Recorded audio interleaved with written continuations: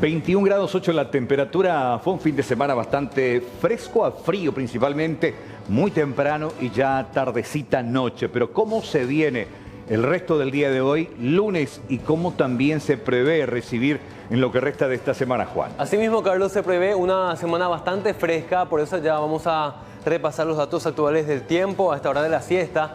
La temperatura actual es de 23 grados 8, el cielo está despejado, la térmica es la misma, la humedad es del 27%, soplan vientos del oeste a 16 kilómetros en la hora. Esta tarde-noche, atención con las máximas de hasta 23 grados y mínimas de hasta 6 grados en esta noche y madrugada. Vamos a ver cómo va a estar el tiempo en lo que resta de esta semana con respecto al pronóstico extendido de la Dirección de Meteorología. Martes, mínima de 8, máxima de 22. Este miércoles, mínima de 8, máxima de 25. Este jueves, mínima de 10 grados, máxima de 27. Y este viernes, máxima de 28 y mínima de 13 grados.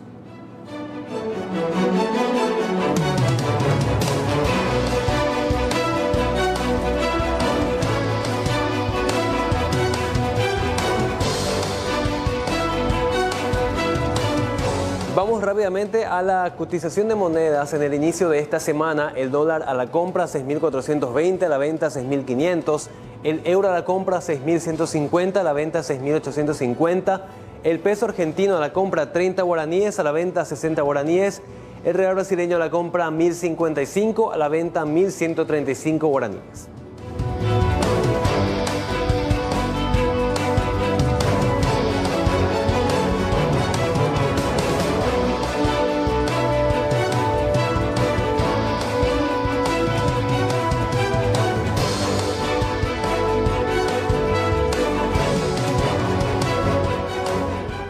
Bueno, vamos a hablar acerca de esta situación que me preocupa y a mucha gente también, porque los plazos de las deudas, las prórrogas, van a comenzar a vencer en los próximos días. Según los plazos de moratoria establecidos en la ley de emergencia, la mayoría comienza a vencer entre este mes y el próximo. El pago de los servicios básicos como agua, luz, alquileres y otros van hasta el mes de junio. En tanto que varios compromisos tributarios, como el IVA e IRP, ya retornaron este mes. Cuotas de préstamos y tarjetas de entidades financieras es hasta mayo. Juan, vos tenés tarjetas de crédito, ¿verdad? Sí. ¿Cuotas con el banco? ¿Algún préstamo? Por ahora no, pero en cuanto a tarjetas de crédito, hay una comunicación oficial ya que se hizo en marzo de que nos aguantan el pago mínimo. O sea, no hay un pago mínimo autorizado hasta el mes de junio por lo menos. Hasta mayo, junio. En algunos casos hasta mayo. Exactamente. Y otros bancos ya comienzan a cobrar a partir de junio. Los vencimientos están llegando. Precisamente. Y bueno, y justamente por eso hay algunos sectores que piden de vuelta otra prórroga, considerando que aún son muchas las actividades que se encuentran suspendidas en el marco de la cuarentena inteligente. Pero ojo, hay que ver, chequear, preguntar, averiguar, que no te tomes por sorpresa que alguna entidad bancaria o algún servicio privado o público ya esté venciendo y no estés preparado.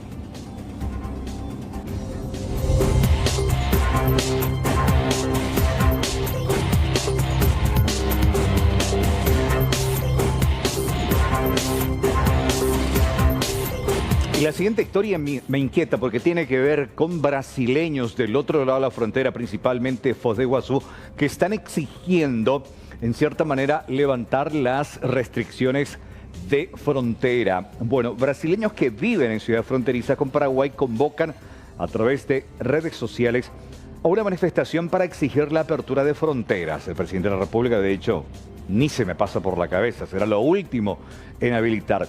Bueno, en esta ocasión, estos comerciantes amenazan con no permitir, ojo con esto, con no permitir el cruce al lado paraguayo de ningún camión con mercaderías provenientes del vecino país. La movilización está prevista para este miércoles 27 de mayo en la aduana de Foz de Iguazú como método de presión a las autoridades nacionales. Las medidas sanitarias extremas, justamente principalmente adoptadas principalmente por Paraguay, han tenido un fuerte impacto en la economía de las ciudades fronterizas, tanto Ciudad del Este, Foz de Iguazú, Pontaponá, Pedro Juan Caballero, que están afectando obviamente la economía de la gente que reside. Entonces, de esta manera, los brasileños piden, exigen que se levante esta medida restrictiva. Caso contrario, no van a permitir que camiones que traen mercadería de Paraguay ingresen a nuestro territorio.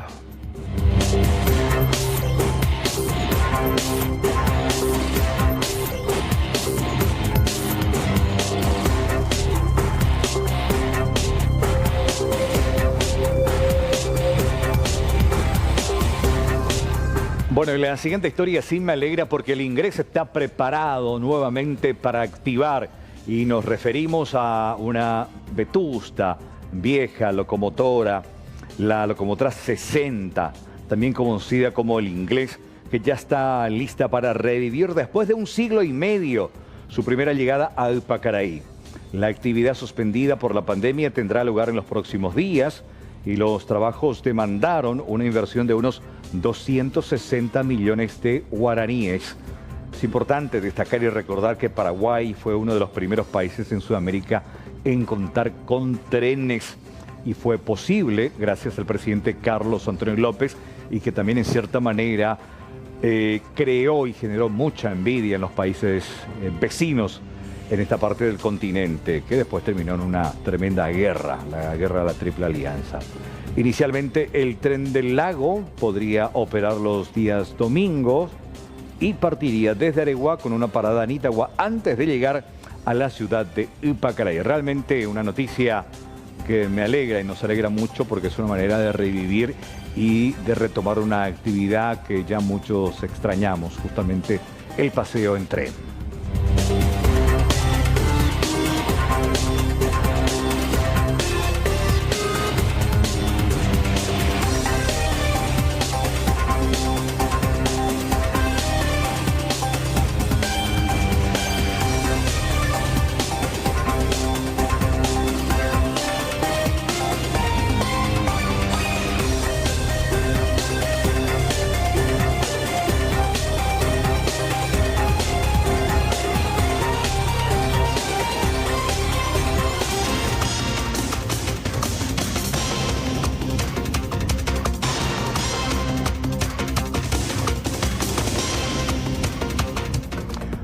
Vamos a entrar ahora en el tema que tiene que ver justamente con esta lupa investigativa sobre salud pública principalmente y este fallido contrato para la compra de insumos en momentos de pandemia. Lo cierto y concreto es que no tenemos absolutamente nada. Bueno, ¿qué está pasando, Juan? Hay mucha gente que los que están desvinculados ahora comienzan a hablar, a contar, ya no están y dicen, bueno, en realidad quieren buscar a los responsables en los mandos medios, pero ¿qué pasa con la gente que está arriba, que sabía que es la que supuestamente presionaba para que esto salga? Exactamente, Carlos, como decías más temprano, muchos saben pero pocos hablan en la cadena de responsabilidades. En las últimas horas se conoció el proceso de firma y de aprobación de esos documentos, pero el problema es que lo que no se deja ver todavía por el momento es dónde está la corona de la recaudación de esta situación sumamente irregular en todo el proceso dentro del Ministerio de Salud. No lo decimos nosotros, en un lapidario reporte de más de 40 páginas, precisamente la Contraloría General de la República señalaba con contundencia que todo estuvo viciado desde el inicio hasta el final. Y lo tenemos, ya lo sumamos también a Mariano López, precisamente en este reportaje para que nos cuente qué dicen las autoridades de salud pública.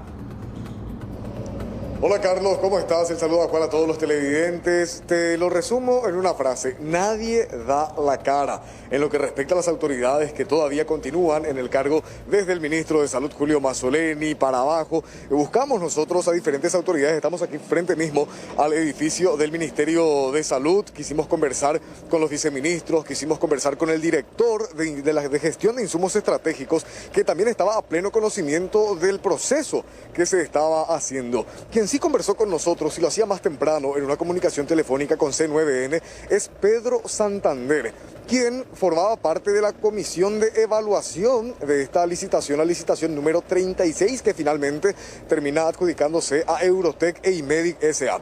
¿Qué es lo que cuenta Santander? Atención, compañeros y gente que nos está viendo.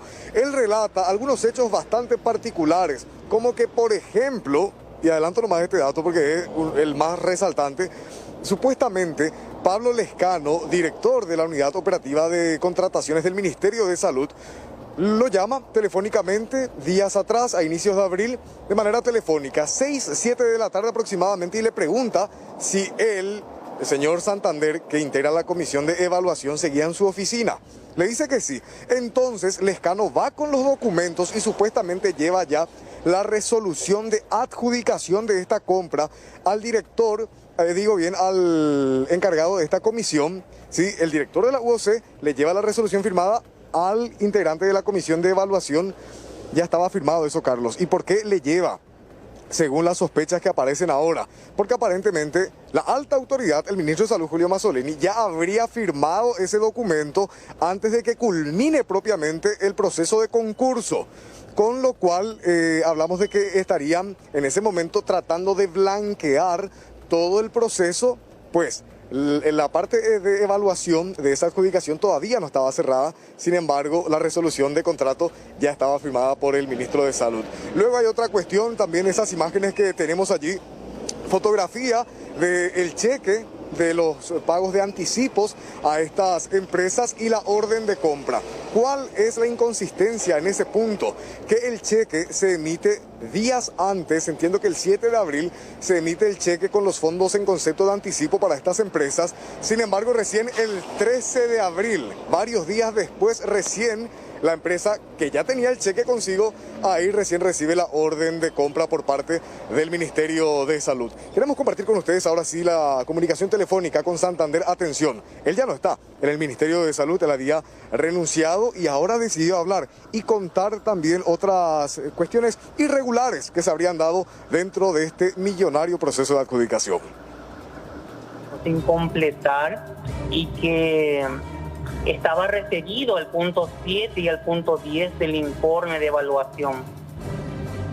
¿A qué se refiere ese punto 7 y el punto 10 específicamente, Pedro?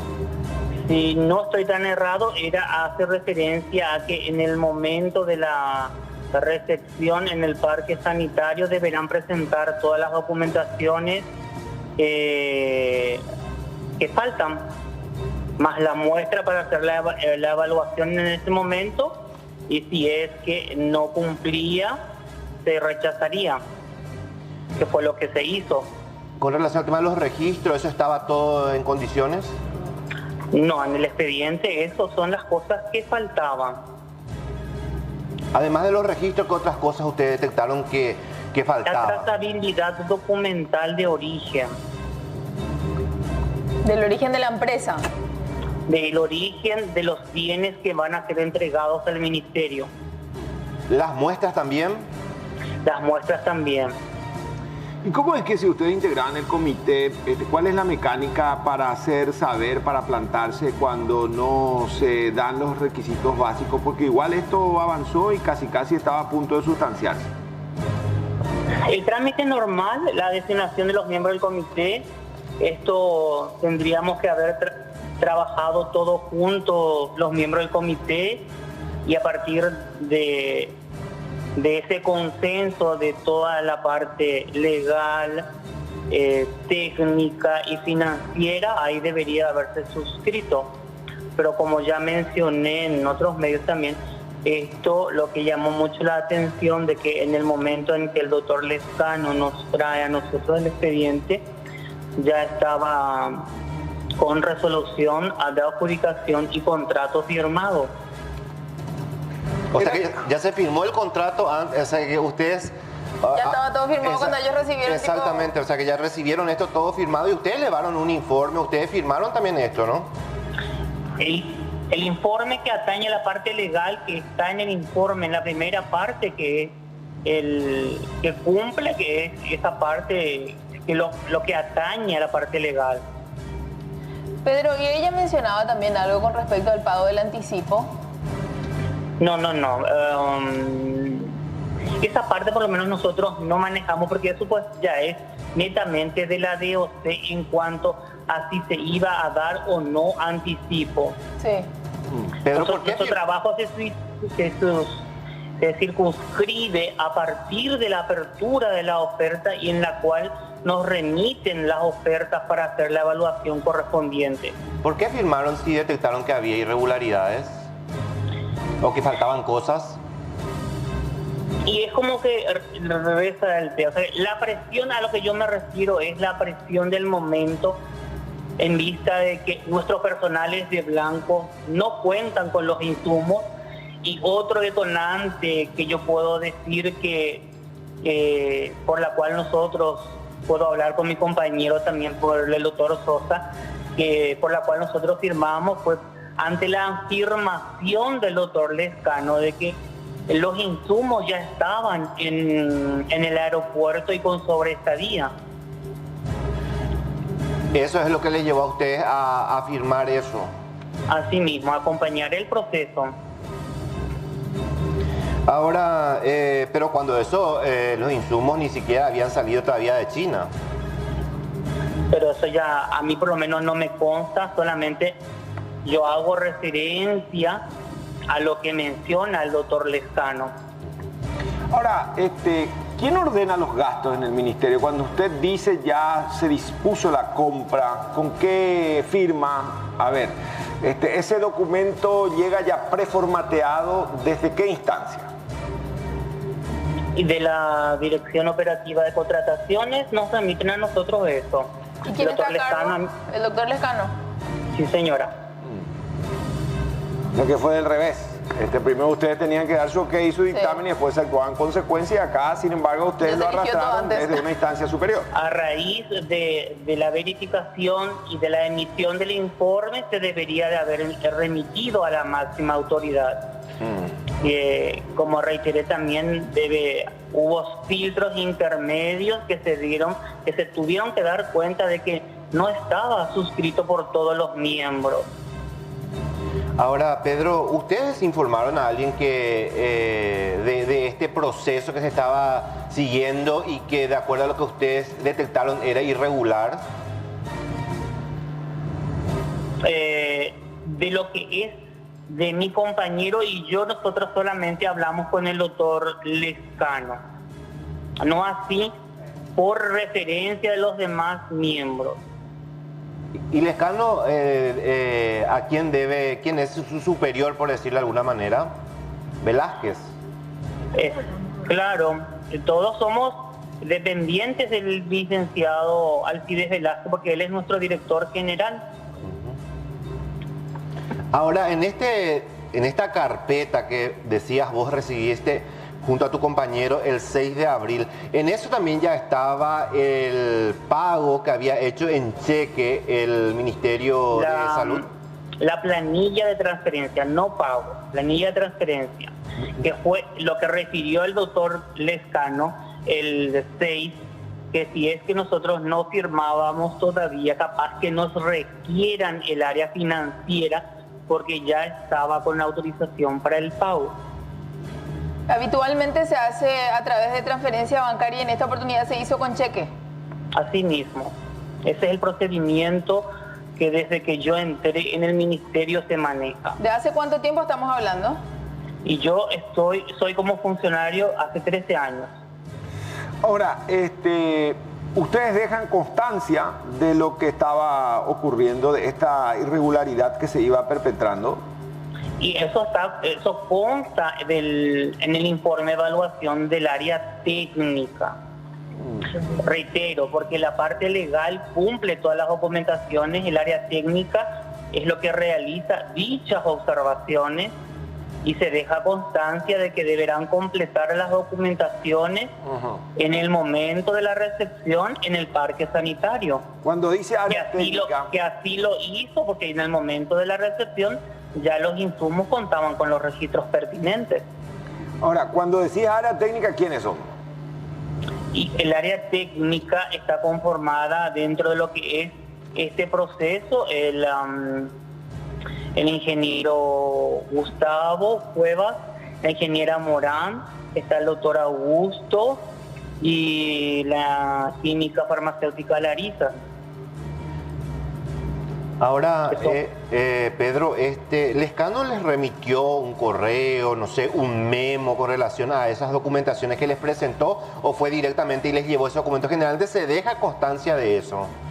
No hay ningún documento de remisión porque él en propias manos lleva la carpeta. De eso es lo que yo decía ya, no me acuerdo si fue con Carlos Peralta, pero le dije que él en propias manos trae la carpeta, no hay un documento de remisión, pero sí están mis compañeros como testigos en el momento en que él deja la carpeta para que nosotros podamos hacer esa evaluación legal. Es importante aquí el papel que cumple también la comisión de evaluación, Pedro, ¿verdad? Porque eso también de alguna manera viene a avalar todo lo que se está haciendo. Así mismo. Pedro, ¿y recordás que en algún otro momento haya tenido él esta misma actitud de ir y traer directamente y de urgir algo? Procesos anteriores, no. El director de la DOC no, muy poco recurre a nuestra oficina. O sea que este proceso tuvo sus vueltas, sus aristas llamativas, ¿no? En particular. Sí, así mismo. Ahora, es normal también, ya que sí que está hace bastante tiempo, que primeramente se haga la entrega inicial y después recién la empresa presente su orden de compra, como se dio en este caso, porque primero se hizo la entrega y después de días llegó la orden de compra. Y esa parte deben de preguntarle al área correspondiente, porque lo que atañe a mi trabajo es netamente dentro del proceso de la evaluación documental, y lo que estás refiriendo ya es un proceso posterior a todo este acto que nosotros realizamos. La comisión de evaluación, ¿qué es específicamente lo que, para mencionarnos los puntos, o sea, que el trabajo específico que ustedes realizan dentro de todo este proceso? Verificar la oferta desde el momento en que la Dirección Operativa de Contrataciones remite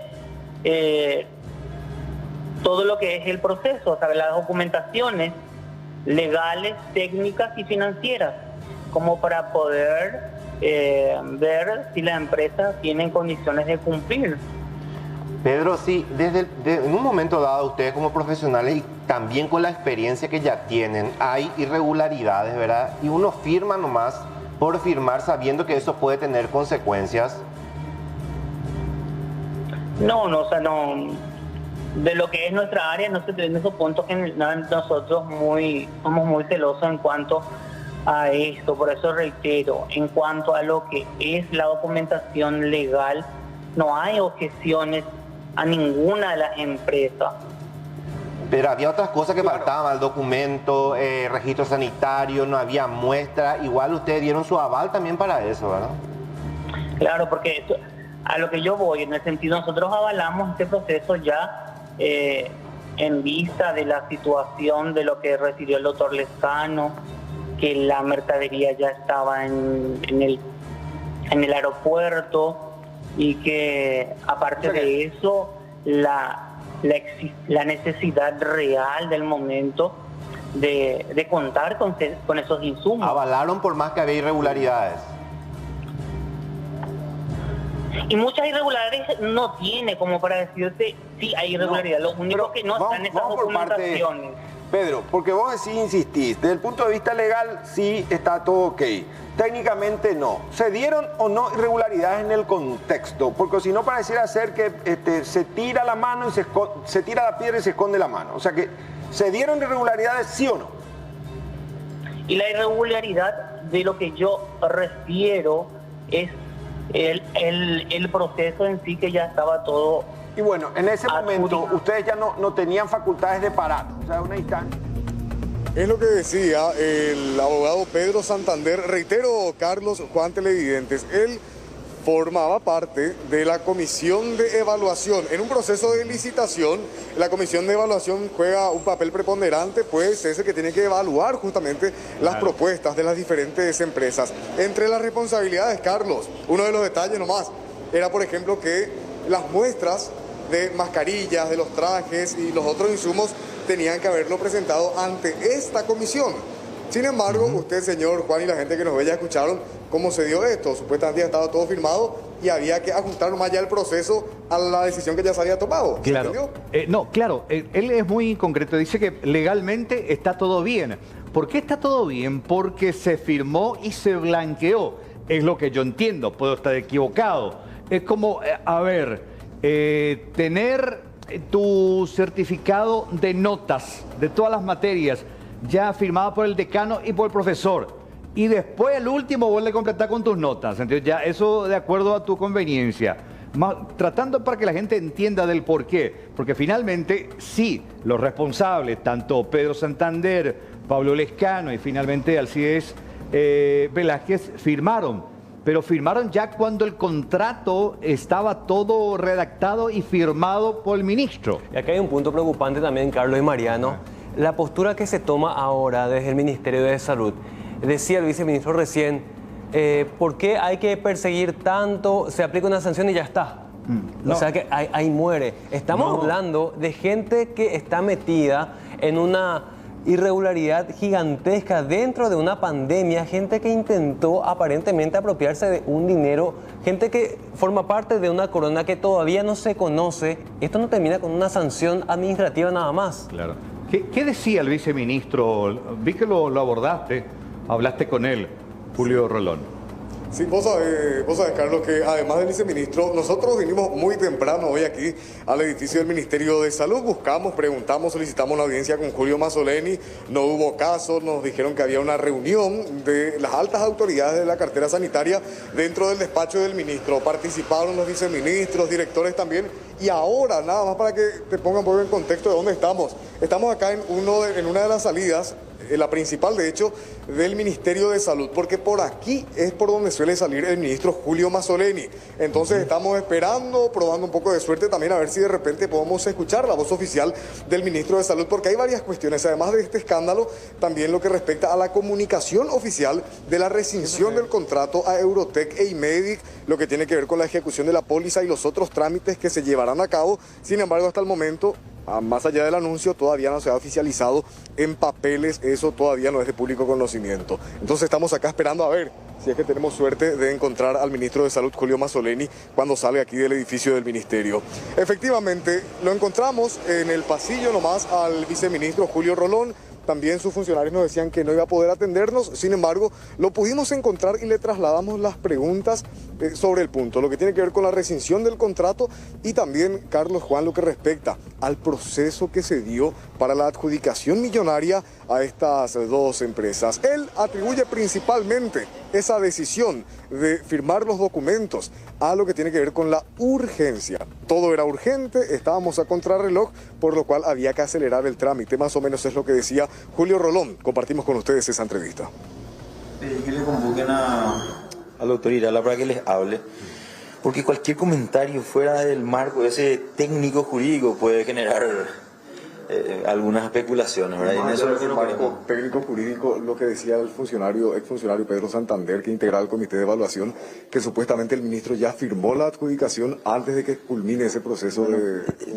Mira, te digo con toda sinceridad, es un tema demasiado delicado, es sujeto a una investigación, nosotros no podemos salir a emitir opiniones y mucho menos confrontar opiniones, porque cualquier cosa, vuelvo a repetir, que se pueda decir, se puede agregar como elemento para después juzgar ciertas situaciones. Ahora, nosotros no queremos entrar en valoraciones personales, no queremos salir dentro de lo que es el marco jurídico, y hay una investigación en proceso y el ministro mañana sobre todo ese componente que significan las declaraciones de unos compañeros, etcétera, etcétera, va a ser un posicionamiento. Pero se siguió el proceso No, de hecho, justamente sobre todo esos temas uno puede trazarlo, porque hay una trazabilidad, y eso, sobre todo eso va a hablar el ministro, y nosotros no queremos adelantarnos porque consideramos que él tiene que munirse de toda la información. De hecho, él está al tanto de todo, ¿Usted también dijo? Todos estamos al tanto de todo ¿Le esto. parece oportuno hablarle a la gente y explicarle qué es lo que realmente está pasando? Lo que pasa es que no se trata de hablar nomás, lo que queremos es tener la certeza y también haber hecho o llevado adelante algunos procedimientos en el transcurso del día para poder después salir con una información que realmente va a servir para formar una opinión. Porque ¿qué es lo que pasa en este tipo de situaciones? Que de repente se generan confrontaciones entre lo que uno dice y lo que el otro dice.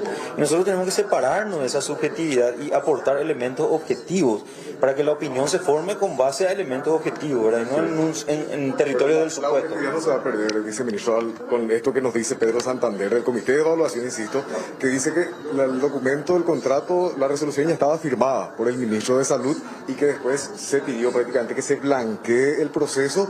Entonces uno supone que se van a buscar los documentos, se van a encontrar los documentos, pero que ya formarían parte de ese blanqueo. El tema es el siguiente, que esa es una opinión emitida en un contexto y nosotros no queremos que esto salga como una oposición o una especie de posicionamiento contra la opinión de alguien. Nosotros queremos circunscribirnos al marco de investigación y en ese sentido es que queremos mañana, con la presencia del propio ministro de Salud que va a explicar y va a posicionar al ministerio, porque acá si algo yo puedo opinar, y esto lo digo de manera personal, es que en todo ese proceso, todas las personas que intervinieron en el proceso, que es un componente de todo lo que es, digamos, el contexto general, ninguna persona ahí actuó obrando de mala fe o cometió algún hecho de corrupción. Pero todo eso está dentro de un marco de investigación. Entonces, eso nomás es... La urgencia pudo haber jugado en contra en el sentido de los procesos. No, de hecho hay que un poco ubicarse en el contexto. ¿Cómo estábamos al inicio de la epidemia y qué veíamos en el mundo? Veíamos que se morían gente. Veíamos que todo era una situación catastrófica, veíamos que el comercio internacional era inestable, veíamos que los precios disparaban y que lo que uno compraba a 195 guaraníes hace un año compraba hoy a 5.000 y veíamos... Mejor en ese momento confiar en Eurotech y medio. No, en ese sentido nosotros no podemos hablar de confiar en nadie en particular. Lo que nosotros tratamos de hacer es las cosas conforme al marco jurídico que nos va guiando el camino. Porque acá hay que entender algo. Si yo quiero comprar este zapato y yo estoy obligado a hacer un procedimiento para comprar ese zapato, aunque el zapato venda a mi amigo, yo igual tengo que hacer. Pero eso no significa que nosotros le vamos a favorecer a nadie, porque lo que hay que entender acá es que la institución es la que tiene que salir fortalecida. Y hoy, ¿qué pasa?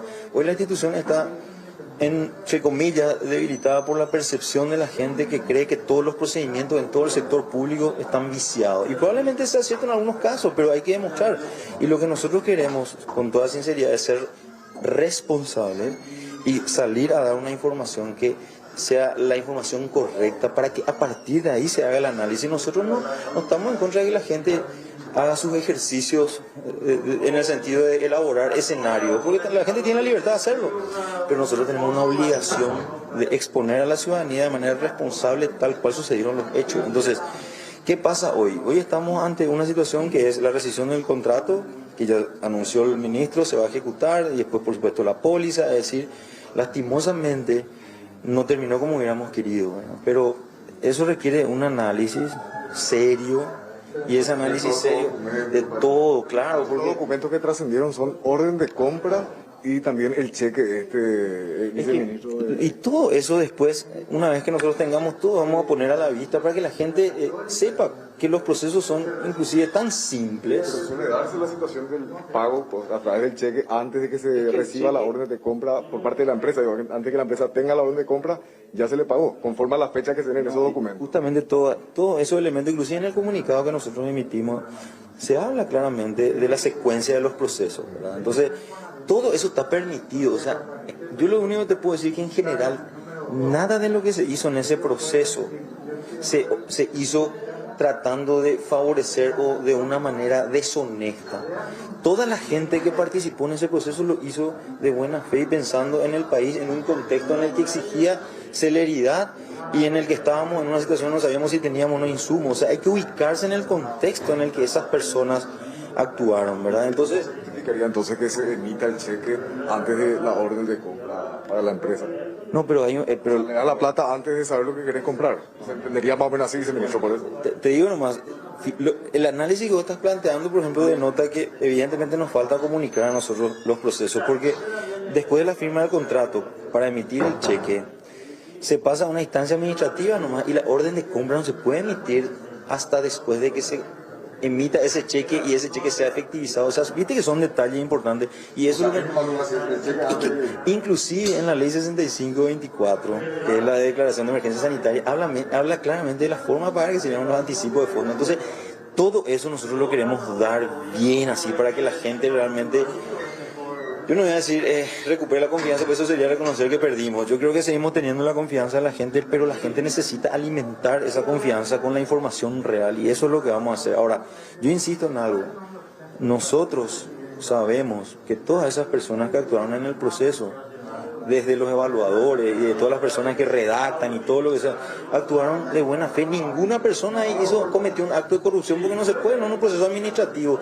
Pablo Lescano, director de la UOC, haya ido a la oficina de Pedro Santander, que integra el comité de evaluación, ya con los documentos en mano, haya hecho ese trámite hasta medio personal, llevar la resolución firmada, porque es lo que cuenta Santander. ¿Eso le parece que corresponde? Pero es una valoración que él hace y es lo mismo que yo te diga, ¿por qué vos no esperaste que yo me vaya a mi oficina para hacerme la entrevista? Vos me abordaste en el pasillo, porque finalmente entre vos y yo no hay nada que esconder.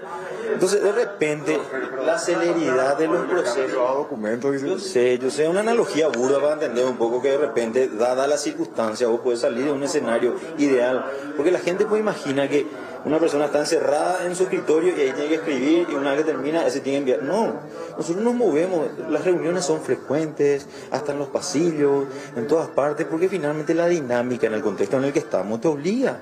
Entonces, lo que nosotros no queremos es que se piense que todo está cocinado, que todo está pervertido, que todo está... No, todos actuamos de buena fe desde el principio de la gestión. Y nos ceñimos estrictamente a lo que dice el marco jurídico. Y en el hipotético caso de que sea quien sea el que nos hubiera ofrecido lo que íbamos a comprar, entre comillas, igual se hacen los procesos. De eso uno no se puede escapar porque la ley te exige. Claro que va a hablar.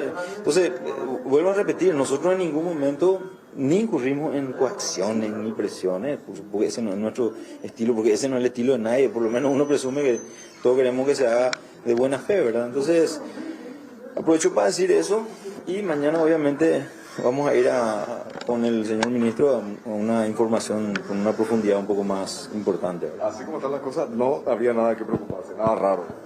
Es que no se trata, es que el planteamiento de algo raro o no raro luego no corresponde en mi opinión. ¿Por qué? Porque hay un procedimiento administrativo que se siguió y hay que recordar que la Contraloría puso en evidencia observaciones y a raíz de todas esas observaciones, sumada a lo que Yucio en su momento presentó, entonces el ministro toma la decisión de rescindir el contrato. Ahora eso pasa a una instancia investigativa para ver por qué se cometieron esas irregularidades y si esas irregularidades configuran una falta grave o leve, porque en el derecho administrativo... Rolón Vicioso, viceministro de Salud, la única persona hasta el momento, Carlos, Juan y televidentes, a quien pudimos acceder, ya lo escuchaban, tampoco dijo demasiado, y mañana, en teoría, recién mañana, saldría el ministro de Salud, Julio Mazzoleni, para poder echar luz finalmente sobre qué fue lo que pasó aquí.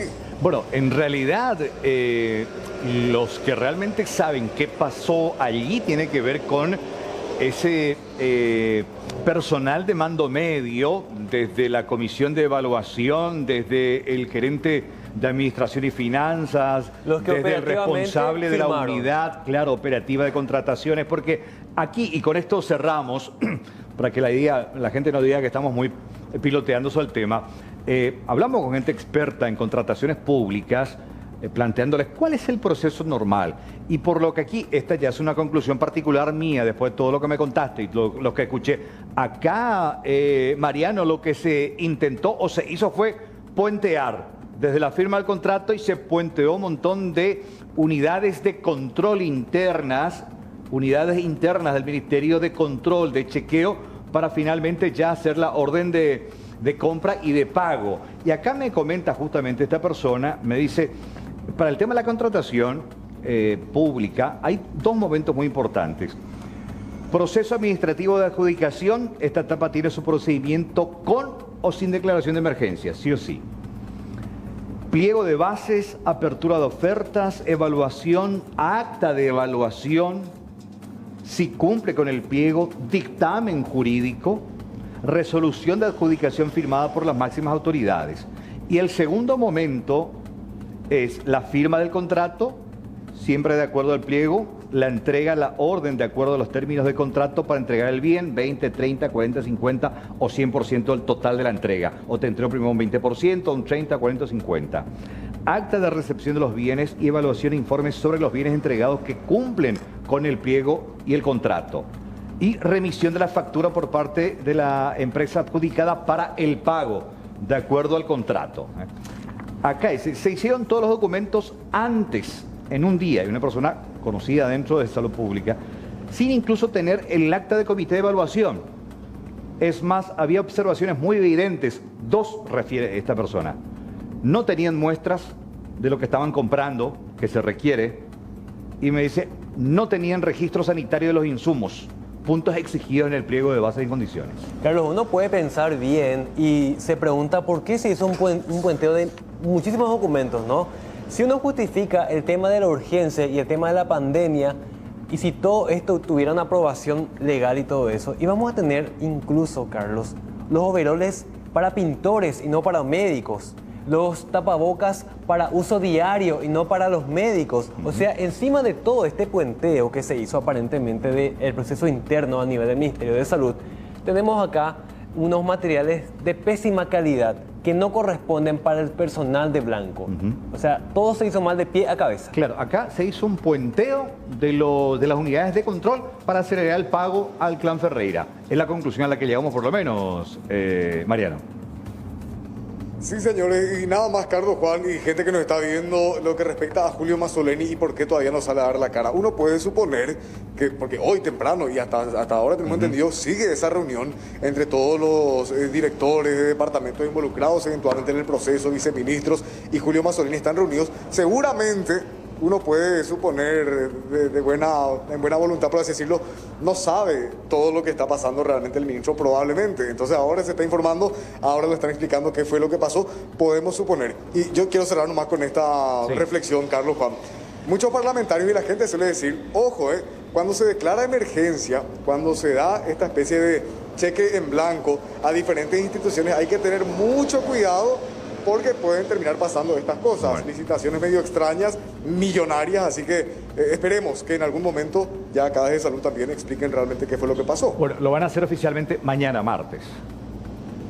Es lo que dicen. Dale, Mariano, gracias, un abrazo. Mariano. Gracias por este reporte. A ustedes. Hay más noticias.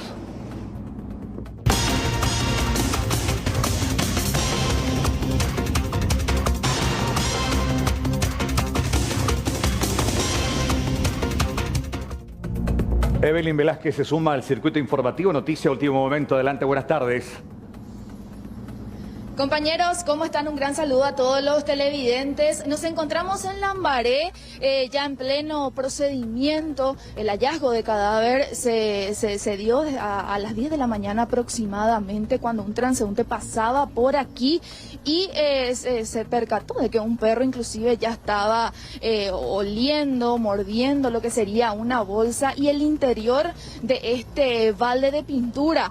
Aparentemente se constituyeron en el lugar representantes del Ministerio Público, también la médica forense, y aquí todavía se encuentra el fiscal. Quiero aprovechar su tiempo y su predisposición también para que pueda aclararnos, fiscal. Buenas tardes, gracias por su tiempo nuevamente. ¿Qué pasa a partir de ahora, fiscal? ¿Cómo sigue el Ministerio Público y qué va a pasar con el feto? Bueno, muy buenas tardes a todos. Vamos a comenzar a trabajar ahora justamente para tratar de averiguar quién fue lo que arrojó el feto en este lugar. La policía ya está trabajando con los vecinos, vemos que hay cámaras de circuito cerrados en la zona y esperemos tener mayores resultados en el recurso de las horas. El feto va a ser depositado en la morgue judicial. También se encontró en el lugar una botella que tenía en su interior un contenido aparentemente de los remedios yuyos que vamos a mandar a analizar con la gente criminalística de la policía. Y bueno, eso es lo que hay hasta ahora y estamos comenzando con la investigación. En este tipo de casos, fiscal, teniendo en cuenta hechos anteriores, ¿cómo suele ser el procedimiento y en cuánto tiempo se tiene más novedades sobre la madre o sobre los presuntos implicados a este hecho? Y siempre pasa mucho por la gente que vive en la zona. Vamos a comenzar a averiguar si vamos a verificar las cámaras, las filmaciones, y yo creo que con eso vamos a adelantar muchísimo la investigación, dependiendo mucho de del material probatorio que podamos ir recabando en las próximas horas. Si hablamos, fiscal, de un aborto clandestino, sabemos que eso está prohibido, ¿cómo procedería el Ministerio Público, ya también hablando de una acción contra los responsables? A mí no me gustaría realizar ningún tipo de calificación jurídica. Tenemos un hecho que es el hallazgo de un feto, ¿verdad? Y vamos a estar analizando qué fue lo que pasó de acuerdo a lo que vayamos averiguando en las próximas horas. Fiscal, muchas gracias. Muchas gracias, muy amable. Bueno, y de esta manera ya también terminando entonces el procedimiento, se aguarda ahora al vehículo para poder trasladar al feto, compañeros. Muy desagradable realmente la noticia, una vez más. Tuvimos nota también con la médica forense hace instantes. No sé si lograron grabar los compañeros para poder escucharla a la forense, o de igual manera estaré brindando algunos detalles de lo que daba la profesional. Escuchamos. Un feto aproximadamente de 4 meses de gestación, 3 a 4 meses de gestación tendría ahora. Sería de sexo femenino y ahora va a iniciar la investigación. Se remite a la morgue y después ya queda a cargo de la unidad fiscal la investigación del hecho.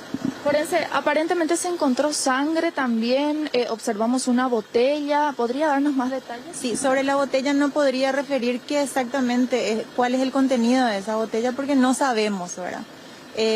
Ahora el criminalística va a llevar eso para investigar qué es, y si habían restos de coágulos de sangre dentro del contenedor donde se encontraba el bebecito, ¿verdad? El feto. Forense, hablando ya también a simple vista, lógicamente las investigaciones continuarán, ¿podríamos hablar de algún aborto clandestino? No se puede asegurar nada, ¿verdad? O sea, ahora empieza todo. Con el hallazgo de este feto inicia la investigación y después seguro que van a tener más detalles. ¿Por cómo se lo encontró al feto, forense, teniendo en cuenta casos anteriores? ¿Algún método que se ha utilizado para poder sacar al feto? El feto no tenía signos de ningún tipo de manipulación, probablemente haya sido un parto natural, ¿verdad? Según se ve. También tenía la placenta íntegra, entonces hay detalles que hay que seguir investigando. De esta manera escuchábamos lo que decía la médica forense Lourdes Saucedo, y también quiero aprovechar todavía que se encuentra por aquí el interviniente, uno de los que nos estuvo dando los primeros detalles. Oficial, disculpe nuevamente la molestia, nos comentaba, un transeúnte que pasaba por aquí circunstancialmente encontró la bolsa y se acercó hasta la comisaría, los llamó a ustedes. ¿Cómo fue el hecho? Sí, una persona que trabajaba en la empresa Telefonía Claro, que estaba haciendo su recorrido por el lugar, vio lo que estaban en la zona, llamó al sistema 911, rápidamente acudimos al lugar, constatamos el hecho de que había un feto de un humano. Posteriormente nos comunicamos con el agente del Ministerio Público, la gente de criminalística, y acudimos al lugar para poder hacer las averiguaciones correspondientes. ¿El hombre se encontraba solo, oficial? ¿Estaba en compañía de otra persona? El hombre se encontraba solo. Estaba pasando por el lugar a las 10:30 horas aproximadamente. Rápidamente él se comunicó con el sistema 911 para dar conocimiento del hecho. Oficial, nos comentaba inclusive que ya un perro también estaba alrededor de la bolsa y bueno, en la zona. Ustedes directamente llegaron y bueno, cerraron la calle para evitar que más personas o animales sigan por el tránsito. Sí, eso fue lo que nos manifestó la persona que encontró el feto, que primeramente vio el perro que se estaba sacando de la bolsa y en ese momento tuvo que espantar al perro para poder no ser, ¿cómo decir?, comido por el perro. Oficial, estamos detrás mismo de lo que sería la parada de la línea 41. ¿Alguno de los funcionarios no manifestó haber visto algo, alguna persona sospechosa? También vemos en lo que serían las esquinas cámaras de circuito cerrado, que ya nos decía el fiscal también que estarán interviniendo con respecto a poder acceder a esas cámaras. Sí, claro. Recientemente estábamos conversando con un administrador de la empresa, la línea 41. Nos va a proporcionar el circuito cerrado que se encuentra en el lugar y una vez cotejado el circuito cerrado vamos a hacer las averiguaciones correspondientes. Muchas gracias, oficial. Le agradecemos su tiempo y de esta manera, compañeros, también lógicamente seguiremos acompañando el procedimiento y ver finalmente qué fue lo que pasó. De momento, hipótesis que se manejan. Nada concreto, algo muy delicado también, Carlos, y algunos vecinos que se acercan. Si tenemos tiempo, podríamos también conversar con ellos y ver de repente si esta situación se da por primera vez en el barrio o ya había ocurrido anteriormente. Tiempo, sí. Dale, te damos tiempo, después volvemos contigo, ¿te parece? Genial, Carlos. Muchas gracias. Vamos a seguir por aquí acompañando todo el procedimiento. Dale, gracias, Evelyn, desde exteriores sobre esta triste imagen, ¿no? Del hallazgo de este feto ahí en esta zona. Realmente impacta mucho ver las imágenes. Exactamente. Bueno, son casi las 2 de la tarde. ¿Hacemos una pausa? Vamos a hablar después del tema de los telos, moteles. Sí. ¿Viste? ¿Qué pasa con estos sectores? ¿Están reabriéndose o no? Claro, se van a reabrir, pero hay medidas sanitarias que hay que cumplir. Y entonces, ¿cómo hacemos la medida sanitaria con la privacidad del cliente? O te vas a ir y te van a tomar la temperatura y vos estás con tu pareja circunstancial o tú, no sé. Vamos a preguntar, vamos a hablar de eso después de la pausa. Así mismo. Con representantes de este grupo, de este sector de actividades que, bueno, retoma también su servicio a partir de hoy. Después que de la pausa. Forman parte de la economía, sí o sí, también. Forman parte, claro, totalmente. Después de la pausa. Ya venimos. Es uno de los rubros que estuvo cesado en actividades justamente y que genera mucho dinero y que emplea a mucha gente, que quedó totalmente un rubro paralizado. Pero están reactivándose también y es importante saber bajo qué protocolos, porque nos referimos a un sitio donde habitualmente hay gente que entra y sale, en sentido, de qué manera ellos van a controlar ese protocolo, de qué manera van a ajustarse a las medidas sanitarias, y la tenemos justamente a Tania Troche, que forma parte de un grupo de una empresa que tiene varios moteles en Asunción, Departamento Central. Estamos hablando de establecimientos que ya estaban acostumbrados a una limpieza integral, pero ahora seguramente van a reforzar esto y con nuevas condiciones. Tania, buenas tardes. ¿Qué tal? ¿Cómo están, Carlos? Saludos a toda la audiencia. Aquí con Juan Cáceres Troche también, tratando de, conocer un poco acerca de este rubro. Decime, ¿tu empresa cuántos moteles maneja en Asunción y Departamento Central? Estamos manejando 12 moteles. 12. Bueno, entonces conoce y sabe acerca del negocio. ¿Cuáles van a ser los mecanismos y los sistemas de seguridad sanitarios que van a implementar a partir de ahora para comenzar a trabajar nuevamente 24 horas? Bueno, estamos tomando prácticamente todas las medidas necesarias sanitarias para clientes y personales.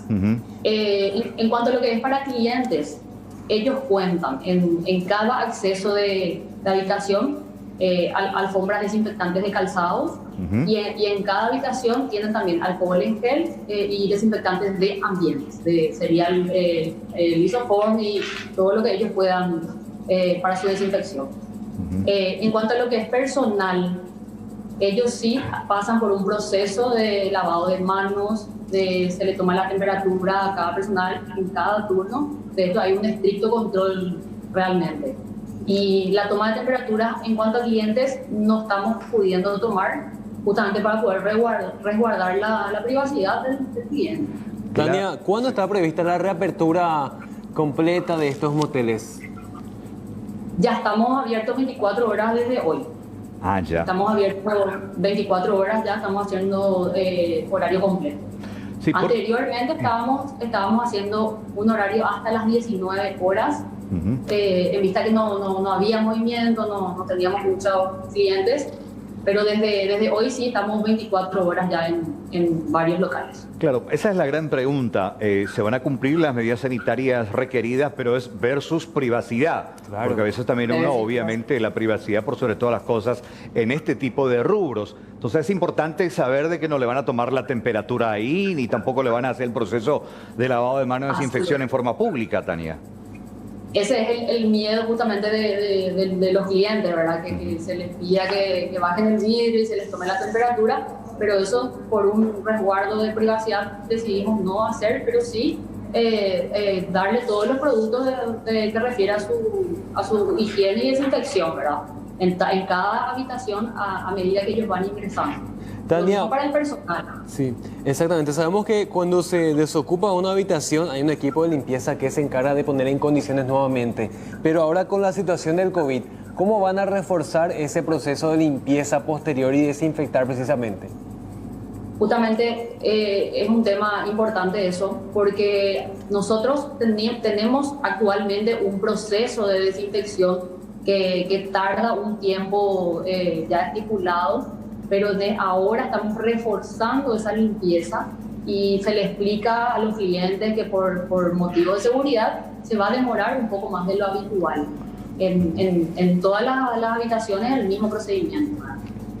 Más o menos, ¿cuánto tiempo lleva la desinfección ahora en el sistema COVID-19? ¿Cuánto tiempo más o menos demora y en qué consiste ese trabajo para la tranquilidad de los usuarios principalmente, Tania? Ahora nos está llevando prácticamente 15, 18 a 20 minutos cada habitación.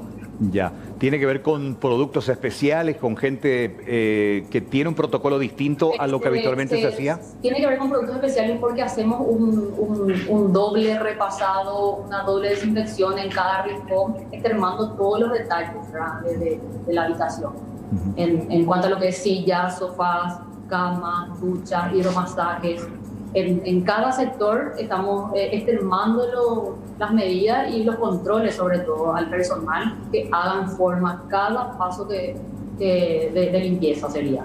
Uno piensa de repente en un motel, ¿cuánta gente emplea? Tu grupo especialmente, con 12 moteles en Asunción, Departamento Central, ¿a cuánta gente emplea actualmente? ¿Y cómo quedó con estos 2 meses de cesación de actividades? Realmente tenemos una cantidad de aproximadamente 200 personales y sí, muchos dependen de nosotros, ¿verdad? En vista que pasó esto, prácticamente les afectó también mucho a ellos y a nosotros, lógicamente. En algunas áreas tuvimos que hacer reducción de personal. Tuvimos los moteles cerrados finales de marzo, comienzo de abril estuvimos cerrados prácticamente. Y tuvimos ingresos ceros. Tania, precisamente hablando un poco de eso, antes de que entre esta fase 2 a regir plenamente y cuando tuvieron la oportunidad de abrir parcialmente, igual tuvieron un movimiento económico importante. ¿Cómo estuvo la actividad comercial en este rubro en ese tiempo? Cuando tuvimos en esa etapa, estábamos habilitados hasta las 19 a 20 horas más o menos, pero la afluencia de gente no era la esperada. No era la esperada por el miedo que también, ¿verdad? que tenían los clientes. Entonces era muy baja la afluencia y algunos locales decidimos volver a cerrar. Ya, claro, el miedo todavía está, ese temor justamente de salir, de poder contagiarse. De hecho, hay ese temor y me supongo que también este rubro a partir de ahora, Tania, no va a ser un 100% como habitualmente se tenía, sino va a ser en forma paulatina hasta tanto también veamos cómo evoluciona esta cuarentena inteligente. Así mismo va a ser en forma paulatina y nosotros estamos preparados justamente para eso, ¿verdad? Ya nada va a ser igual a partir de ahora y de a poco vamos a ir levantando, creo. Finalmente, y esto, bueno, para comentar nuevamente que este rubro comienza desde hoy a abrir 24 horas. Hay promociones que ustedes lanzan. ¿Cómo es el tema ahí para tratar de reactivar? Porque hay que reinventarse, Tania. Así mismo es, reinventarse en todos los sentidos. Estamos haciendo varias promociones en todos los locales, ¿verdad? Ya sean promociones de estadías y estamos lanzando por horarios.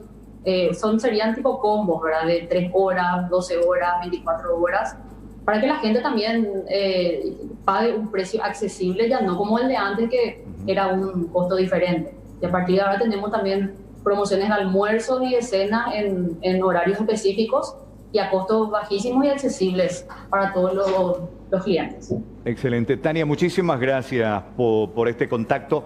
Habíamos visto justamente que era un rubro afectado, que a partir de hoy también comienza a dar sus servicios y queríamos tener una visión acerca de este rubro de moteles, principalmente en Asunción, Departamento Central. Gracias por tu tiempo. Buenas tardes. Gracias a ustedes, Carlos. Saludos. Gracias, gracias. Tania Troche, que forma parte de este grupo empresarial que maneja 12 moteles en Asunción y Departamento Central. Exactamente, un rubro bastante solicitado que va a requerir precisamente de estos cuidados especiales para resguardar a clientes y trabajadores. Vamos a hablar del tema de educación porque hay quejas de la OTEP acerca del operativo de recuperación de clases. Escuchemos la postura de este gremio sobre este año lectivo.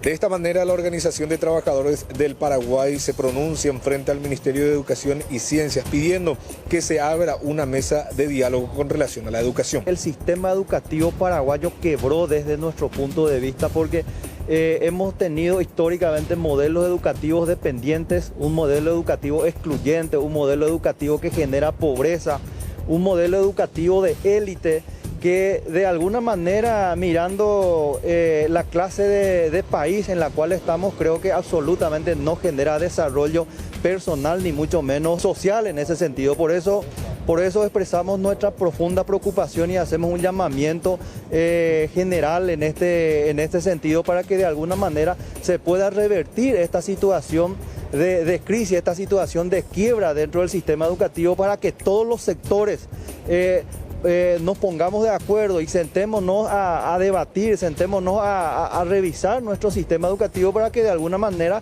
se vaya generando realmente una transformación educativa, una educación genuinamente nuestra. Decimos nosotros una educación genuinamente nuestra para teniendo en cuenta un sistema educativo, una educación que responda a las necesidades concretas del pueblo en este sentido para que de alguna manera se vaya encarando de alguna manera, por ejemplo, para que el pueblo paraguayo salga de su miseria, para que el pueblo paraguayo salga de esta situación de necesidad en la cual estamos y fundamentalmente que esta pandemia nos ha desenmascarado en ese sentido y buscar una alternativa válida para el pueblo paraguayo en general. Lastimosamente, esta situación en la cual estamos demuestra de que hemos llegado a un límite, lo cual nos lleva al quiebre, en este caso, de nuestro sistema educativo. El quiebre apunta a que no funcionan las clases virtuales. Es parte, pero no solamente eso, sino que, como decía yo, es uno de los elementos dentro del cual se demuestra de que el sistema educativo está en falta. Las clases virtuales prácticamente desde nuestro punto de vista también ha fracasado. La OTEP pide un modelo educativo genuino paraguayo. Con esto quiere decir que se implemente algo que esté acorde a la educación que nosotros necesitamos.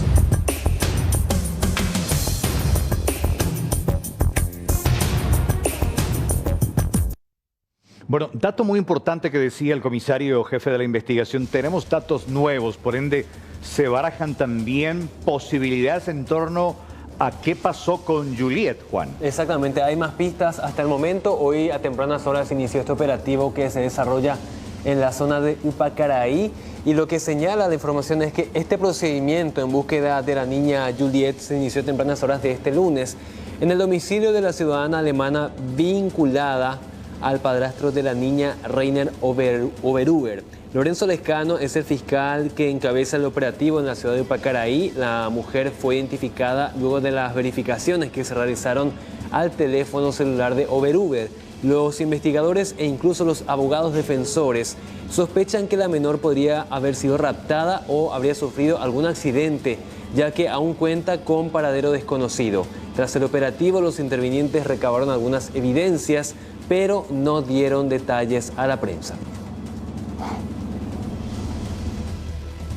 Bueno, la semana pasada estuvimos haciendo la extracción en carácter de anticipo jurisdiccional de pruebas ante el juzgado. y eso fueron llevados por la perito, quien solicitó como mínimo 10 días hábiles para el resultado. Es decir, que podría estar en el transcurso de esta semana y podrían tener más información o fotografías de lo que ocurrió. Sí, justamente el resultado, eso es entregado al juzgado y a través del juzgado tener acceso nosotros a esos resultados. ¿Hay avances, doctor, en la investigación? ¿Se podría decir que sí hay avances para llegar a Juliet? Sí, hay bastantes avances. Justamente nuestra presencia en este lugar es fruto del trabajo técnico que han realizado ya la Policía Nacional. ¿En cruce de llamadas? ¿Aparece en el cruce de llamadas esta señora el día de la desaparición de la pequeña? Posterior al día. Es decir, el 15 o el 16 aparece en el cruce de llamadas. Posterior al día de la desaparición, sí hay comunicación. Entonces, en base a eso es que nos constituimos aquí. ¿O una solamente? No, varias llamadas. ¿Cuál es el relacionamiento de estas personas con los padres de Juliet? Ellos manifestaron de que conocieron hace 8 meses más o menos al padrastro. Y a partir de ahí empezaron a conversar y conocían también a la madre, así como a las pequeñas. ¿Había relaciones comerciales? Comerciales no. En relación al video del dron, ¿es cierto que ya hubo un vuelo nocturno al amanecer del día 15? Bueno, con relación a eso, estamos esperando el informe técnico definitivo como para emitir una opinión de esa naturaleza. No hay ampliación de la imputación, siguen el padrastro y la madre por los mismos delitos, doctor, no hay posibilidad de ampliar. Y hasta este momento los elementos que hemos colectado nos indican solamente la violación del deber de cuidado y educación y el abandono. ¿No hay en la mira algún otro responsable, sin decir nombre evidentemente? No, hay que resaltar de que todas las personas que estuvieron ahí están siendo investigadas y no se descarta ninguna de las hipótesis o teorías. ¿Podemos estar ante una inminencia de tener un informe en relación a lo que pasó realmente con Juliet? Sí, en base al trabajo técnico que está realizando la Policía Nacional, y obviamente vamos a tener una versión sobre lo que pudo haber ocurrido ese día. En relación a lo que significa en estos momentos la situación de la madre, no da ningún tipo de aportes, no solicita nuevamente hablar con el Ministerio Público. No, de hecho que desde el momento en que ella fue imputada se acogió al beneficio de abstención de declarar. Y solamente el Ministerio Público, como un órgano investigador, le da la oportunidad para que ella ejerza su defensa material. En ese momento ella se abstuvo de prestar declaración y hasta el momento la defensa no ha solicitado que ella declare. ¿Qué pasó ese 15, doctor? Y justamente esa es la investigación que estamos abordando. Todavía no se puede cerrar el círculo de qué pasó ese día. No, eso va a ser el resultado del trabajo técnico y de inteligencia que estamos realizando con la Policía Nacional. ¿Tiene la hipótesis de que podía estar secuestrada ella? Todas las hipótesis están abiertas. Por eso siempre nosotros recalcamos y mantenemos la posición de que la causa es la búsqueda de la niña, sin cerrar ninguna de las hipótesis. Casi 3 horas estuvieron en el interior de esta casa y esta señora aportó datos que podrían ser reveladores. Sí, aportaron varios elementos que podrían ir cotejando las informaciones que ya estamos manejando.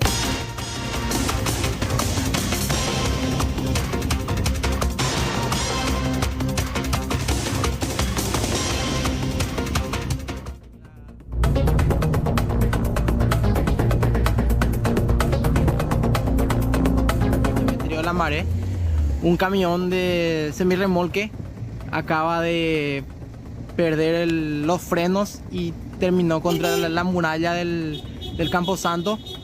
Muy peligroso esta intersección, necesitamos solución. Bueno, imágenes del accidente, ya estamos allí justamente en vivo en directo con Evelyn, que nos va a comentar cuál es la situación a estas horas sobre este camión que, bueno, evidentemente sufrió un desperfecto y terminó chocando contra esta muralla. Una zona bastante conflictiva, sí. Carlos, estamos viendo, hay una pendiente bastante pronunciada en esta zona de Lambaré. Contigo, Evelyn, buenas tardes nuevamente.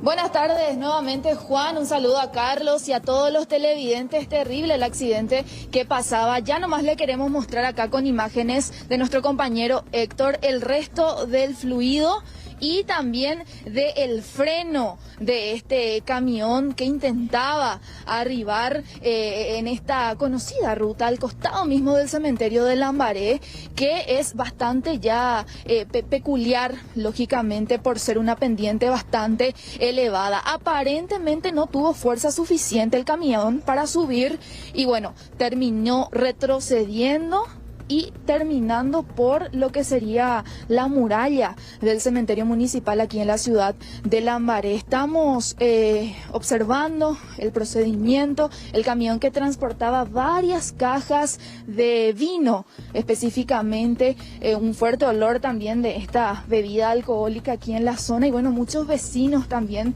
que están llegando hasta el lugar, algunas cajas que están queriendo recuperarse y vamos a acercarnos lentamente para observar todo lo que pasaba y bueno, un camión lógicamente bastante fuerte. Hay que recordar, compañeros, que sobre esta ruta no tendrían que pasar camiones pesados, pero bueno, en este caso aparentemente el vehículo de igual manera ingresó, la velocidad máxima de paso es de 40 kilómetros por hora y bueno, evidentemente tuvo un inconveniente para terminar subiendo esta pendiente elevada y terminó cayendo y chocando lo que sería la parte final de del vehículo, del camión Scania, y quedando incrustado por lo que sería la muralla. Aquí me encuentro con el oficial interviniente que nos va a dar más detalles. Oficial segundo Juan Escobar, ¿cómo se encuentra? ¿Nos puede comentar, por favor, cómo se daba la denuncia y bueno, el operativo que están realizando ahora? Muy buenas tardes. Como seguramente se dieron cuenta, el camión quiso tomar esta pendiente, ¿verdad? Lo cual al final no le respondió los frenos y la capacidad del camión no le dio para arribar todo. Entonces se vio obligado el chofer a hacer una maniobra para evitar investir contra las viviendas que se ubican en el lugar y llegándose a parar contra el cementerio, porque le pareció mejor parar contra el cementerio que cualquier otra vivienda que se encuentra en el lugar. Claro, oficial, para recordar, esta calle es doble sentido, velocidad máxima de 40 kilómetros por hora, pero no tendría que pasar un camión de gran porte. Existe la prohibición de la circulación de camiones de gran porte en el lugar, pero según lo que manifiesta el conductor, ellos seguían por un GPS, para que le indica el camino por cual seguir. Entonces el GPS le indicó este camino, por eso él manifiesta que estaba transitando por este lugar. Bueno, como estamos observando, algunas botellas que se rompieron, otras que están siendo levantadas. Oficial, confirmamos, son hombres trabajadores de la empresa. No son vecinos del lugar, lo cual el propietario de la carga llamó a la policía, llamó al 111 para recibir un tipo de cobertura, ya que en estos casos pues hay muchos avivados y hay muchas personas que atropellan y llevan toda la mercadería como suelen pasar, como seguramente ya saben. Entonces no pidió ayuda para que podamos venir a dar una cobertura para que ellos, y al final el dueño de la carga le va a dar una propina a estos vecinos para que puedan ayudarle a levantar toda su carga. Excelente, oficial, muchas gracias por su tiempo. Destacamos entonces, son vecinos los que están ayudando a recoger las botellas que sí están bien, por así decirlo, no se rompieron. Y bueno, también recibirán una pequeña propina. Vamos a buscar al conductor también para que nos comente un poco qué pasó. Intentó aparentemente subir, no pudo. Lo estoy buscando, estaba recién por aquí el conductor. Te damos tiempo para buscarle al conductor, así saber también qué pasó. ¿Te parece, Evelyn? Excelente, Carlos. Gracias. Un poco más arriba está el conductor, nos vamos junto a él. Gracias. Dale, gracias a vos, gracias. Bueno, este accidente que ocurrió, reiteramos, en la zona de Lambaré. Impresionante, Carlos. Ojalá que los vecinos ayuden un poquito. Lo están haciendo. Exactamente. Porque es delicado cuidar este tipo de cargas. Totalmente. En este sentido, en este tiempo sobre todo. Bueno, hacemos una brevísima pausa. Así Ya mismo, volvemos. ya venimos.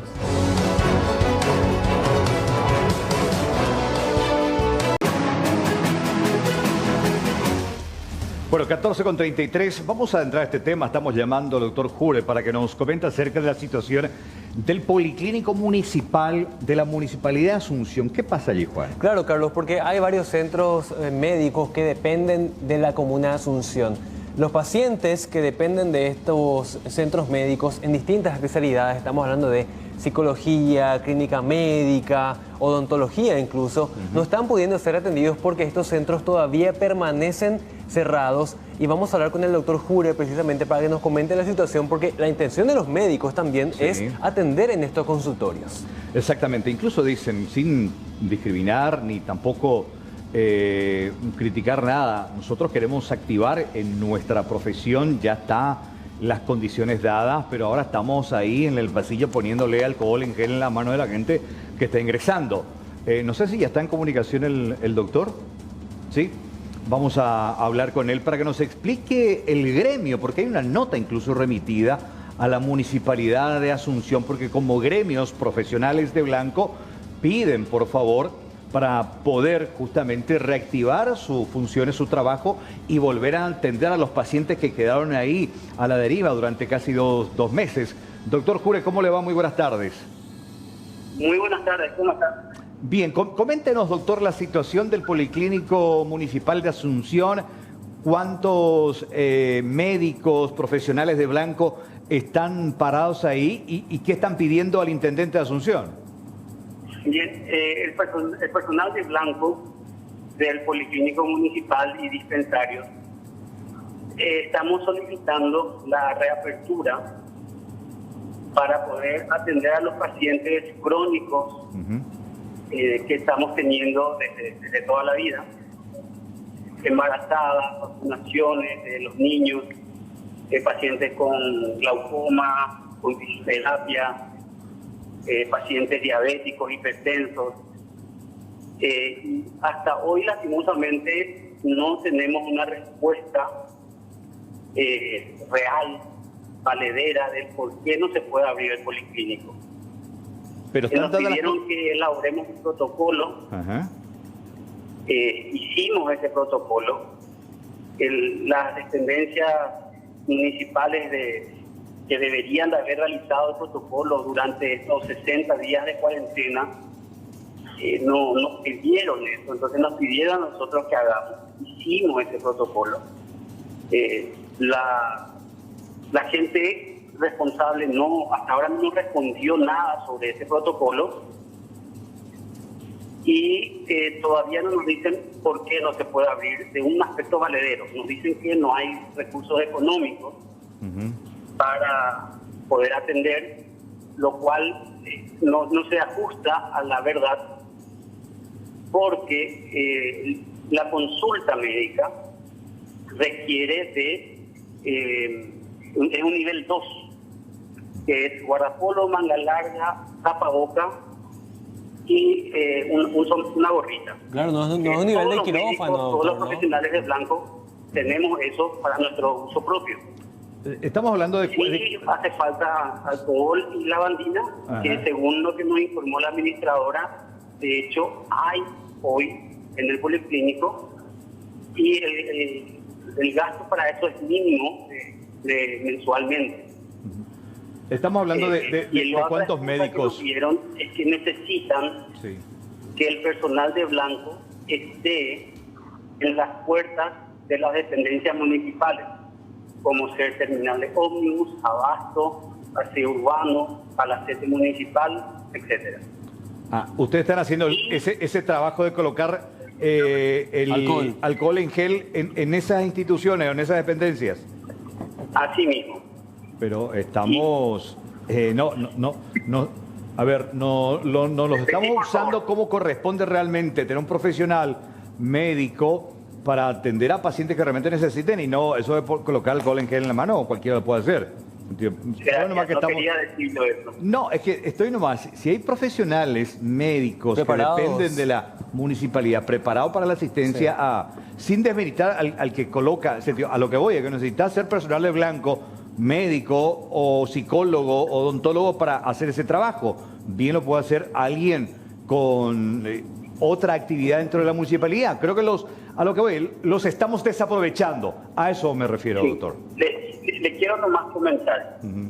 Cuando nosotros dijimos que es un mal uso de recursos humanos, nos trataron de soberbios y de que no éramos humildes para realizar ese trabajo que hace falta. Claro.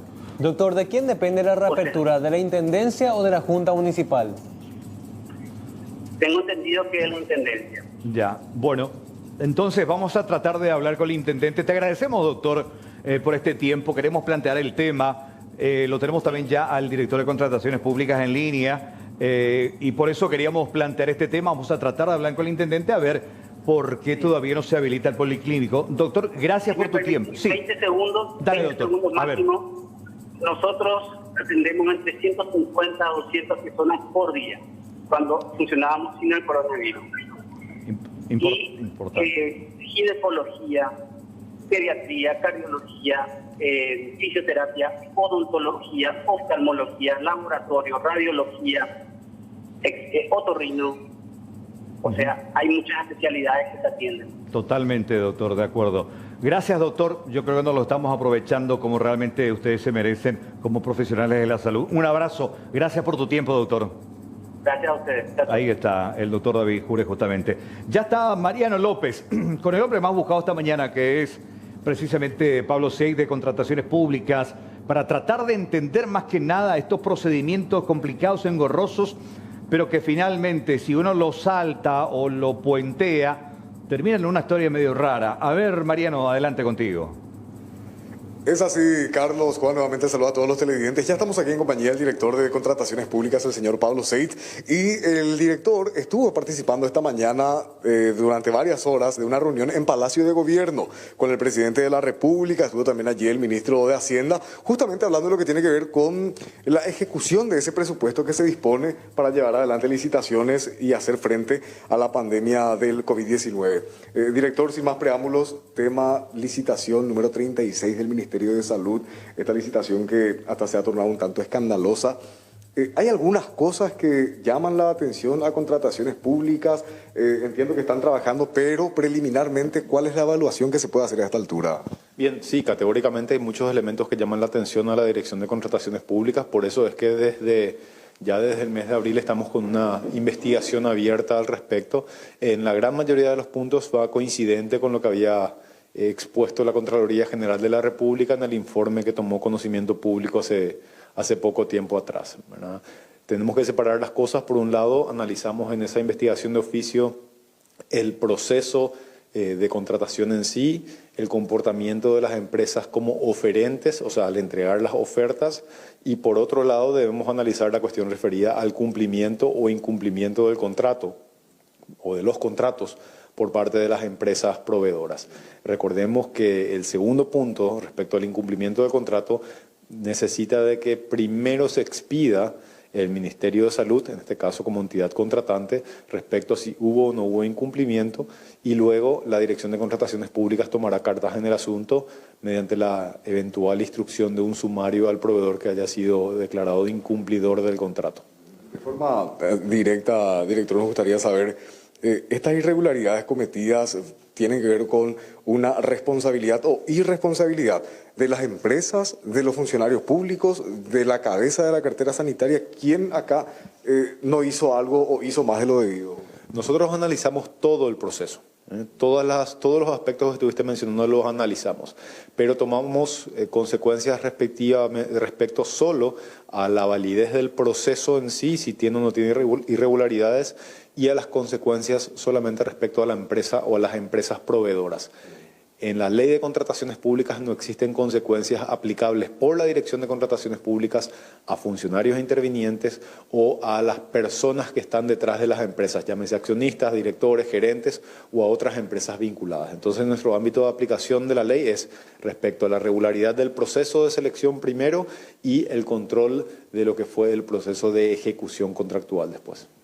Carlos, Juan, sé que tienen consultas para el director, me voy a acercar a él, le pongo aquí ya el sistema de retorno para que también él pueda escucharle y de alguna manera ir organizando un poco esto que creo todos necesitamos entender, el tema de licitación, así que ya les escucha, compañeros. Sí. Doctor Pablo Seix, ¿cómo te va? Carlos Troches te saluda acá con Juan Cáceres, tratando de entender, porque somos neófitos en esto, una cuestión muy técnica, pero es importante cuando ustedes entran ahí a explicarnos, a saber realmente cuál es el mecanismo. Y hasta ahora lo que hemos visto, y esta es la presunción, no sé si usted me va a corregir, en base a los testimonios de gente desde dentro que ya no está ahora, lo que se pretendió es puentear para finalmente acelerar el pago de estos insumos al clan Ferreira. Bien, buenas tardes, Carlos. Es importante mencionar una cuestión fundamental. Este es un proceso de contratación por vía de la excepción por urgencia impostergable.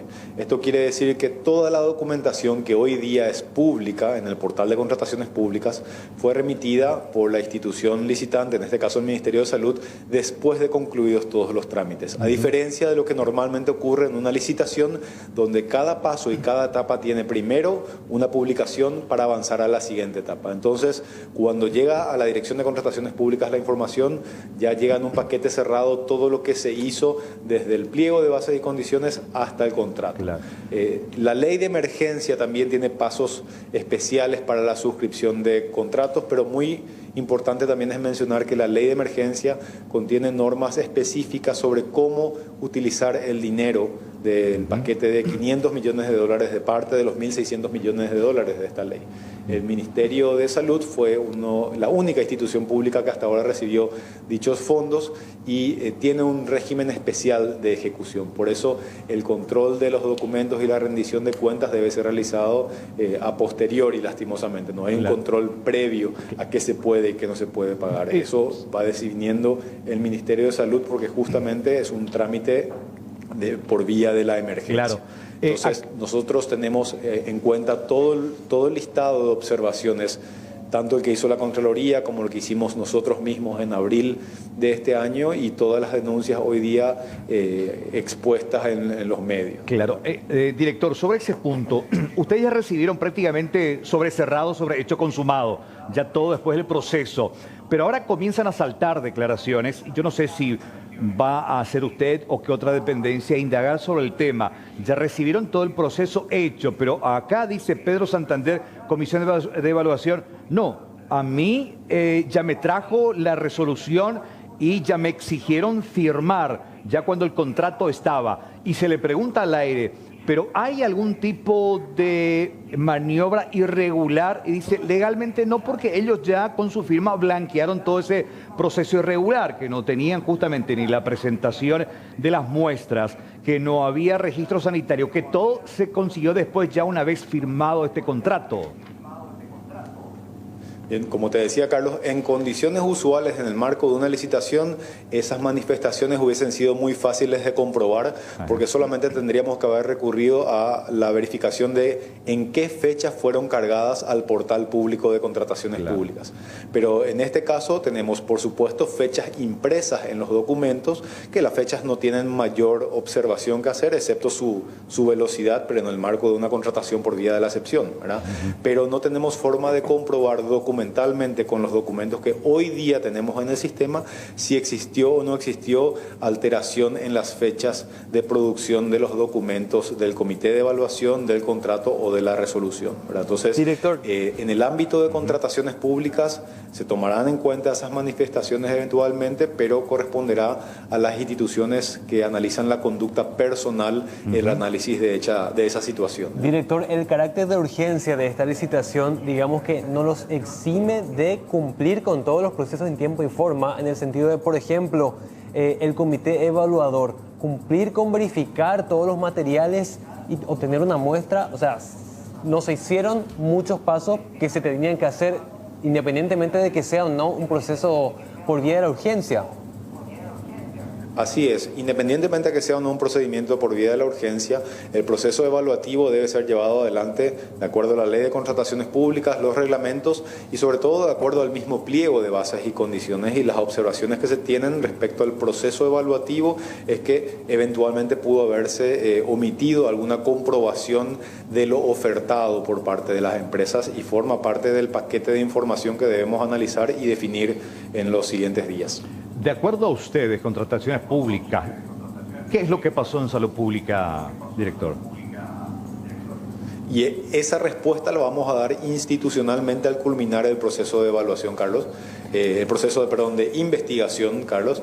Es una investigación de oficio donde se incorporan todos los documentos, todos los pasos y todas las todas las documentaciones de la oferta de las 2 empresas que resultaron adjudicadas. Así que, ¿qué ocurrió? Aparte de la coincidencia prácticamente plena que tenemos con la Contraloría General de la República en las observaciones, vamos a poder arribar también a otras conclusiones cuando emitamos esa resolución que ponga fin al proceso de investigación de oficio. Director, precisamente este informe que van a estar emitiendo ustedes va a identificar una dirección específica del Ministerio de Salud o un cargo específico que fue responsable por aprobar todo este sistema ya considerado irregular. Nosotros eventualmente podríamos declarar irregular todo o parte de alguna sección del procedimiento o de los documentos. La conducta personal debe ser analizada a través de los procedimientos de sumario, de acuerdo a las normas del sumario administrativo que se llevan adelante a través del sistema de la Secretaría de la Función Pública. La Dirección de Contrataciones Públicas tiene competencia para aplicar sus decisiones respecto al proceso formal y respecto a la conducta de las empresas proveedoras o de los oferentes. No así respecto a la conducta de los funcionarios públicos. Claro. Eso siempre queda en mano de la máxima autoridad o de las autoridades de la institución pública licitante. Claro, en este caso el Ministerio o Fiscalía, en el caso de que haya una investigación penal. Pero el reporte de ustedes, ya leímos la semana pasada 44 páginas de justamente Contraloría General de la República, su reporte lapidario. Pero no tiene un peso legal, no es vinculante. En el caso de ustedes, Contrataciones Públicas, ¿qué peso tiene el reporte que usted va a firmar dentro de un par de días para conocer qué pasó en salud pública? Correcto, Carlos. Tu apreciación es muy precisa. En el caso de la Contraloría General de la República, lo que se emiten son dictámenes. Hay una discusión incluso constitucional sobre la fuerza vinculante de los dictámenes de Contraloría, pero la Dirección de Contrataciones Públicas emite resoluciones con fuerza ejecutiva que deben ser cumplidas de inmediato. En el caso de que tanto la institución pública no quiera cumplirla, no desee cumplirla, no considere adecuada la resolución, como asimismo si las empresas afectadas por la resolución no la consideran ajustada a derecho, tendrán que cumplirlas o tendrán que recurrir al sistema de protección judicial a los efectos de buscar algún tipo de medida o sentencia que les permita no cumplir la decisión de contrataciones públicas. ¿Qué sanciones establece la ley en tu oficina o en tu dependencia principalmente, director? Bien, para los proveedores del Estado que hayan incumplido contratos con instituciones públicas tenemos 2 grupos de medidas. Primero, mientras que el proveedor esté en incumplimiento o en mora con una institución, no puede presentar nuevas ofertas y no puede suscribir nuevos contratos con esa misma institución. Una vez rescindido el contrato por incumplimiento o detectados actos de producción de documentos no auténticos o actos de mala fe, el proveedor es llevado a sumario dentro de la Dirección de Contrataciones Públicas y como resultado de ese sumario se podrían aplicar sanciones que van desde un simple apercibimiento hasta inhabilitaciones para contratar con todo el Estado por un plazo que puede ir desde los 3 meses hasta los 3 años. Director, precisamente no es que se rescinde el contrato y queda en foja cero y no existe ningún seguimiento a esta empresa. Igual se estarían aplicando estas sanciones. Es correcto, de ninguna manera puede pretenderse que rescindido el contrato quede a foja cero todo. Rescindido un contrato, y me refiero en general a cualquier contrato con el Estado, rescindido un contrato por incumplimiento del proveedor, las consecuencias son básicamente la percepción de multas por retrasos, eventualmente la ejecución de pólizas de seguro, que pueden ser pólizas de anticipo por el 100% del valor dado en anticipo, pólizas de fiel cumplimiento de contrato por un monto que va entre el 5 y al 10% del valor total del contrato, la rescisión del contrato como estamos hablando y la remisión de todos esos antecedentes para la instrucción de un sumario ante la Dirección Nacional de Contrataciones Públicas, como recién estuvimos mencionando. Claro, ya va a depender del resultado de esta investigación de qué tan grave es la responsabilidad de la empresa, o en este caso las empresas, para conocer después qué tipo de sanción va a recibir o no. Exactamente, y todos los detalles cuentan al momento de tasar las eventuales sanciones que sean aplicadas. Recordemos que en un primer momento, semanas atrás, tuvimos las manifestaciones de autoridades del Ministerio de Salud que hablaban de la falta de aceptación, del rechazo de 2 ítems de este contrato o de estos contratos, que eran camas de protectores oculares. A raíz de dicho rechazo se habría iniciado en el Ministerio de Salud un proceso de rescisión en ese momento parcial. Con la llegada de los productos del segundo lote y el rechazo manifestado por autoridades del Ministerio, se estaría configurando un nuevo proceso de rescisión por incumplimiento y que después de unos días podría producir un resultado transferible a la Dirección de Contrataciones Públicas. Finalmente, ¿cuándo vamos a tener tu reporte, director? Durante la semana en curso tendríamos ya que tener la versión pulida de la resolución de la investigación de oficio, y luego ya dependerá del Ministerio de Salud a ver cuándo y qué definiremos respecto al nivel de ejecución contractual. Vamos a estar molestándote de nuevo, director. Gracias por tu tiempo. Por favor, muchas gracias a ustedes por el espacio. Gracias, Pablo Sey, director de Contrataciones Públicas, sobre este tema muy importante lo que decía justamente. Y gracias, querido Mariano, gracias por este reportaje, porque contarle que desde las 6 de la mañana nos estamos buscando a Pablo Sey. Bueno, por fin lo tenemos y bueno, queríamos tener su apreciación en torno a toda esta investigación. A ustedes. Gracias. Bueno, importantísimo, Carlos, lo señalado por el director de Contrataciones en el sentido de, independientemente a la urgencia, eso no exime de responsabilidad en el cargo a todos los que sobrepasaron estos procesos internos y sobre todo con la rescisión de contrato, esto no queda en el opareí, por así decirlo. Más que nada por la empresa, claro, pero él también lo que decía, él ya recibió sobre hecho consumado el documento con todas las firmas. La cuestión es en forma interna allí. ¿Qué se firmó primero? ¿El contrato o la evaluación? Primero tiene que ser la evaluación, evaluar si realmente amerita o no las condiciones. Pero según acá, los denunciantes, Pablo Santander, Velázquez, hay un puenteo y que aparentemente ya se firmó antes de tener las observaciones técnicas. Exactamente. Bueno, son las 14:54. Sí. Estamos cerrando nuestra primera edición de esta semana de lunes, que comienza con este lunes. Cargadísimo, cargadísimo la jornada con mucha información. Bueno, se viene tarde de noticias con mucha más información todavía. Hasta mañana, gente. Buen resto de jornada.